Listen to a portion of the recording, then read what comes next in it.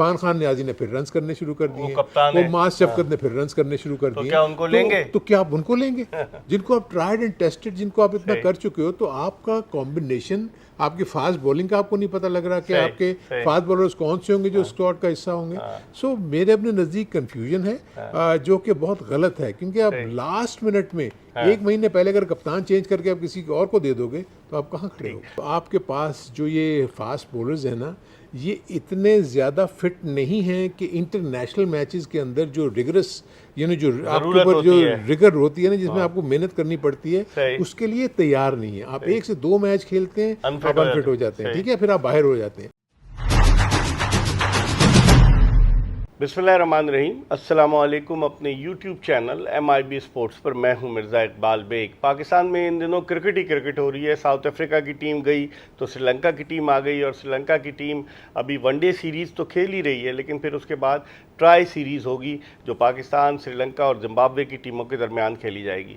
पाकिस्तान की तैयारियां क्या हैं T20 क्रिकेट के हवाले से, इस पर हम बात करेंगे, क्योंकि इनसे ज़्यादा बेहतर अंदाज से कोई एक्सप्लेन नहीं कर सकता।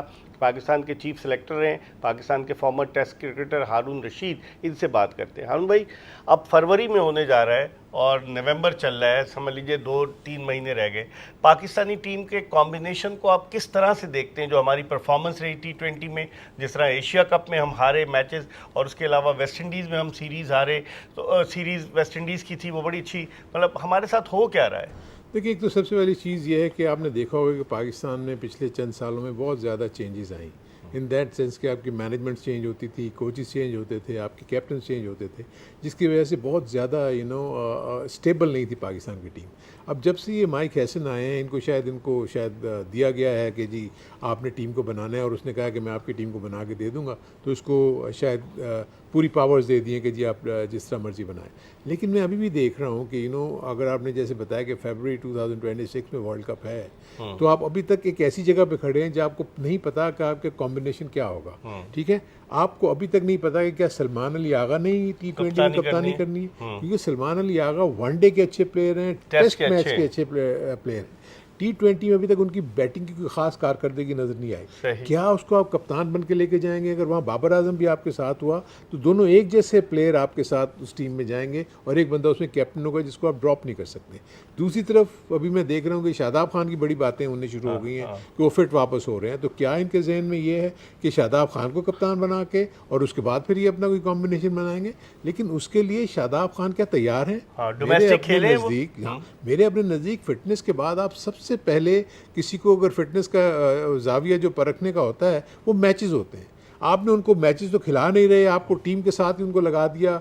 अब वो क्या कितनी बॉलिंग करेंगे नेट में? नेट की बॉलिंग से कोई फर्क नहीं पड़ता जब तक कि आप मैच में बॉलिंग ना करेंगे। मैच में बॉलिंग करने के बाद 6 ओवर के बाद आपको 6 बॉल करने के बाद रेस्ट करना पड़ता है, फिर फील्डिंग में दौड़ें लगती हैं, फिर बहुत सारी चीज़ें होती हैं। मैच सिचुएशन बिल्कुल डिफरेंट होती है as compare to net practice.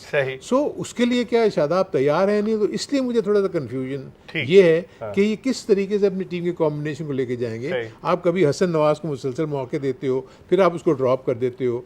अब आपने शाहीन की टीम को बाहर भेजा हुआ है जो कि जाके खेल रही है एक टूर्नामेंट, उसमें इरफान खान नियाजी ने फिर रन्स करने शुरू कर दिए, वो मास शफकत ने फिर रन्स करने शुरू कर दिए। तो क्या उनको लेंगे? तो क्या आप उनको लेंगे जिनको आप ट्राइड एंड टेस्टेड, जिनको आप इतना कर चुके हो? तो आपका कॉम्बिनेशन, आपकी फास्ट बॉलिंग का आपको नहीं पता लग रहा कि आपके फास्ट बॉलर्स कौन से होंगे जो स्क्वाड का हिस्सा होंगे।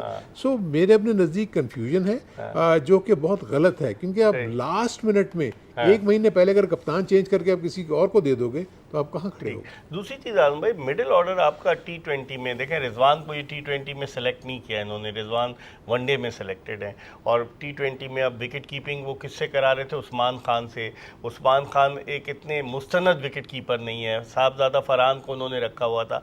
तो आप समझते हैं कि एक तो विकेट कीपिंग का प्रॉब्लम होगा हमारे लिए कि एक रेगुलर विकेट कीपर, दूसरे मिडिल ऑर्डर आप देखें सलमान अली आगा और बाबर आजम के अलावा आप मुझे बताएं कौन सा आपका मिडिल ऑर्डर का स्पेशलिस्ट है? बिल्कुल आप सही कह रहे हैं। देखिए, हसन नवाज के ऊपर आपने बहुत ज़्यादा बैंक किया हुआ था कि वो आपको बहुत परफॉर्म करके देगा, तो ये 3, 4, 5 यही नज़र आ रहे थे ना। उसके बाद 6 नंबर पे नवाज आ जाता है जो कि मेरे नज़दीक अच्छा ग्रो कर रहा है, उसने बैटिंग भी अच्छी कर रहा है, बॉलिंग भी अच्छी कर रहा है। लेकिन जो आपने एक बात ये कही ना कि कि किस तरीके से ये इस कॉम्बिनेशन को लेके चलेंगे। अभी आपके पास ट्राई सीरीज के बाद तो कुछ भी नहीं है ना, ऑस्ट्रेलिया आएगी यहाँ ठीक है ना, खेलने के लिए। ऑस्ट्रेलिया, लेकिन वो सिर्फ just before the world cup आएगी ना, उससे पहले उसके बाद आपको कुछ वार्म अप मैचेस मिलेंगे ना। बांग्लादेश में ये सोच रहे थे, प्लान कर रहे थे, नहीं हो रही ट्राई सीरीज। नहीं हो सकता वो इसलिए कि बांग्लादेश अपनी कोशिश ये लोग कर रहे हैं, लेकिन कितने मैचेस, ये बर्नआउट वाला इशू भी तो हो सकता है ना।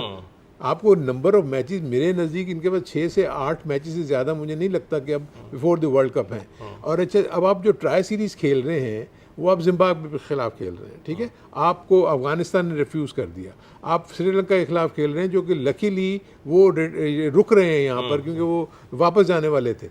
सो ये तैयारी मेरे अपने नज़दीक, चले ये मैं मान लेता हूँ कि जो वर्ल्ड कप है वो अब सब कॉन्टिनेंट में की कंडीशन में पाकिस्तान है, कोलंबो में खेलेगा मैचेस। सो वो मैं पिचेस का मान लेता हूँ कि लो बाउंस होंगी, आप वहाँ सर्वाइव कर सकते हैं। लेकिन क्या जो कॉम्बिनेशन आप बनाना चाह रहे हैं वो अभी तक तो मुझे नजर नहीं आ रहा कि इनके जहन में क्या है। विकेट कीपर कौन होगा आपकी नजर में? हाँ, उस्मान खान की मैं बात करना चाह रहा था। आप मुझे ये बताएं कि आई विश कि वो उसको कामयाबी मिले, लेकिन वो मुझे इंटरनेशनल मयार का प्लेयर नहीं नजर आता है। मैं आई मे बी रॉन्ग, लेकिन जिस अंदाज में मैंने उसकी बॉडी लैंग्वेज देखी, जिस अंदाज में वो जिस तरीके से खेल रहा होता है, उसका सिवाय जहन में हिटे मारने के और कुछ नहीं है।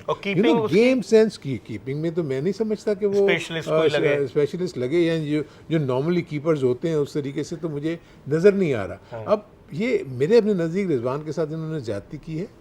रिजवान को आपने मेंटली डिस्टर्ब कर दिया। आप देखिए उसकी परफॉर्मेंस इफेक्ट हो रही है, इस बात से आपने उसको कप्तानी से हटाया। और इसी तरह आपने बाबर आजम को जो उसका कॉन्फिडेंस शैटर किया, उसकी रीजन भी यही सही। आप कभी उसको टीम से ड्रॉप कर देते हैं, कभी उसको ले आते हैं, कभी उसको कप्तान बना देते हैं, कभी नहीं।